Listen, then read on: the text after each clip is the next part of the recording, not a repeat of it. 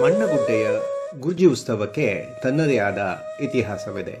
ಇಷ್ಟಾರ್ಥ ಸಿದ್ಧಿಗಾಗಿಯೇ ಒಂದು ಕುಟುಂಬವು ನೆರವೇರಿಸಿದ ವಿಶೇಷ ಪೂಜೆ ಮುಂದೆ ಸಾರ್ವಜನಿಕವಾಗಿ ಬೆಳೆದು ಬಂದ ರೀತಿ ನಿಜಕ್ಕೂ ಅಚ್ಚರಿಯ ಸಂಗತಿ. ಕೋಟೇಶ್ವರ ಬ್ರಾಹ್ಮಣ ಪಂಗಡಕ್ಕೆ ಸೇರಿದ ಶ್ರೀಯುತ ಕಂಬಳ ವಾದಿರಾಜ್ ರಾವ್ ಅವರು ಕುದ್ರೋಳಿ ಅಳಕೆ ನಿವಾಸಿಗಳಾಗಿದ್ದು, ಪುತ್ರ ಸಂತತಿಗಾಗಿ ಮಂಗಳೂರಿನ ಶರವು ಮಹಾಗಣಪತಿಗೆ ಅರಿಕೆ ಮಾಡಿದರಂತೆ. ಮುಂದೆ ಅವರಿಗೆ ಪುತ್ರ ಸಂತತಿಯ ಭಾಗ್ಯವು ಈಡೇರಿತಂತೆ.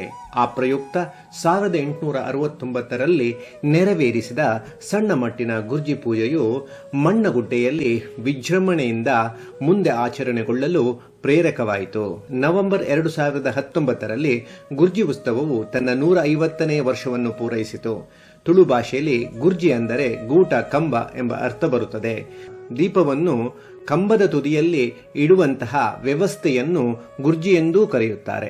ಗ್ರಾಮೀಣ ಪ್ರದೇಶದಲ್ಲಿ ಗುಜ್ಜಿಪಾಳುನಿ ಎಂಬ ಪದ ಬಳಕೆ ಇನ್ನೂ ಪ್ರಚಲಿತದಲ್ಲಿದೆ.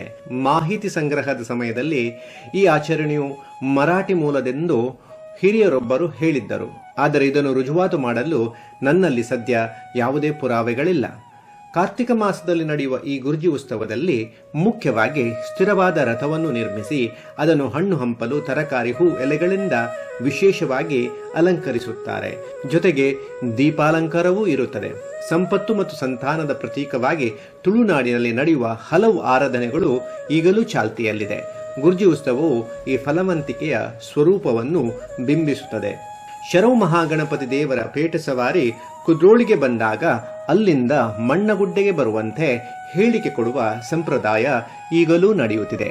ಭಜನೆ ಮತ್ತೆ ಸಾಂಸ್ಕೃತಿಕ ಕಾರ್ಯಕ್ರಮಗಳನ್ನು ಆಯೋಜಿಸುವುದರ ಜೊತೆಗೆ ಮಣ್ಣಗುಡ್ಡೆ ಗುರ್ಜಿ ಸಮಿತಿಯವರು ಹಲವು ಸಮಾಜಮುಖಿ ಕಾರ್ಯಕ್ರಮಗಳನ್ನು ಹಮ್ಮಿಕೊಂಡಿರುವುದು ನಿಜಕ್ಕೂ ಶ್ಲಾಘನೀಯ. ಮಣ್ಣಗುಡ್ಡೆಯಲ್ಲಿ ಹಿಂದೆ ನಡೆದ ಭಜನಾ ಕಾರ್ಯಕ್ರಮದ ಕೆಲವು ವಿಶೇಷ ತುಣುಕುಗಳನ್ನು ವೀಕ್ಷಕರಿಗಾಗಿ ಇಲ್ಲಿ ನೀಡುತ್ತಿದ್ದೇವೆ.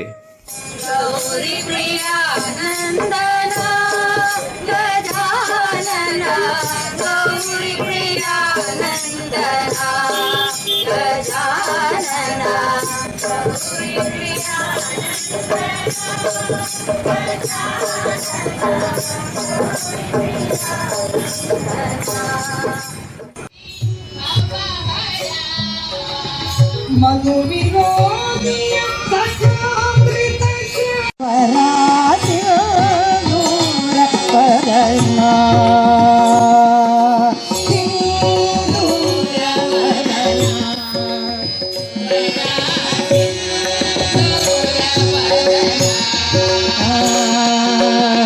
ಗಿರಿಜಯ ಕುಮಾರ ಹರಿಯ ಕೋರಿದ